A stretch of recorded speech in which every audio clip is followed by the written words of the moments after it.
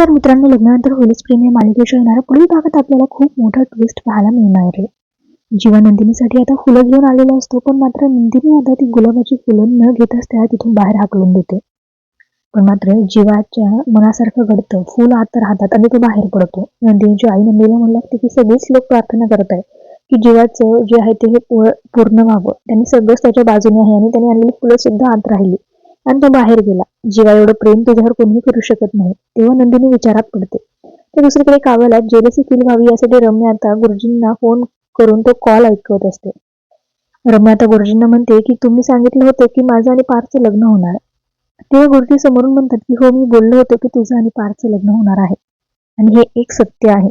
ते घडणारच, लवकर तुमचं लग्न होणार आहे. कारण माझा सांगितलेला संकेत कधीही आणि भविष्यवाणी कधीच खोटी ठरत नाही. आता इकडे काव्याला हे ऐकून खूप जास्त टेन्शन आलेलं असतं. तिला खूप डोक्याला टेन्शन येतं की हे काय सांगताय गुरुजी, आणि तिला माहिती आहे की गुरुजींची भविष्यवाणी खोटी ठरत नाही.